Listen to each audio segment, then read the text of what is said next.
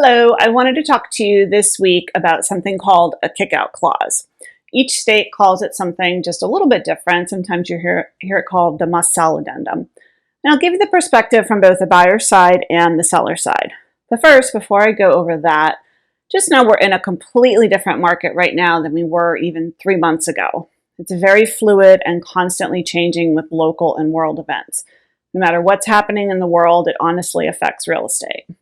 Our advice to buyers and sellers changes all the time based on what's happening in the market. The advice I provide today is completely different from what I would have offered a year ago, and chances are high that it will be completely different 1 year from today. And that's why it's so critically important to consult with us first, your trusted real estate advisors, to guide you through the process and answer all the questions that you're going to have. And remember, it's never too early to reach out to us. Now, back to the kick-out clause. If you're a buyer and have finally made the big decision that now is the time to move, congratulations, but you have to sell your home first. There's a few options, but I'm going to concentrate today just on the kick-out clause. In this scenario, and say hi to King behind me, you would make an offer on 123 Main Street and would be contingent on the sale of your home in Connecticut. If the seller agrees to this contingency and all the other terms and conditions, you would officially be in first place to purchase 123 Main Street, and you would need to work quickly to get your home in Connecticut on the market. And most often the time frame given to find a buyer for the Connecticut home is 30 days. If during this 30-day time frame, buyer 2 comes along and wants to buy 123 Main Street and does not have a home to sell first, buyer 2 and seller come to an agreement contingent on removing you from the contract. At this point, the seller would come to you and give you 3 days to remove the home sale contingency and move forward with the closing, or you would be kicked out.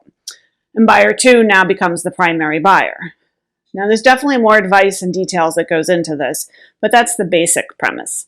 Now, on the seller side, I feel as though it's mostly a win-win situation.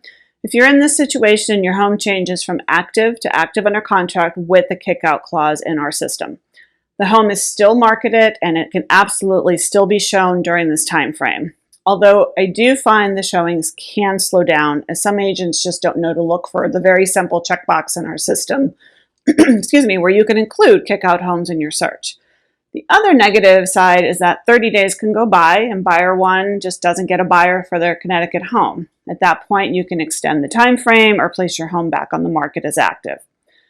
Other than waiting the 30 days, the positive side is you're under contract with the buyer that wants your home, and within the 30 days, if your buyer is able to find a buyer for their home in Connecticut, all goes planned and you go to closing.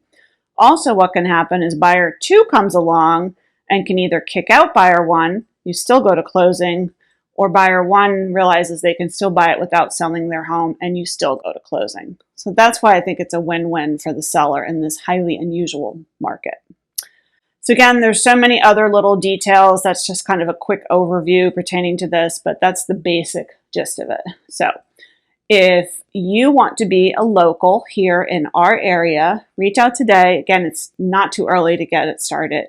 Go live your life and please love one another and be kind to one another, and we'll catch you next time. And King says goodbye.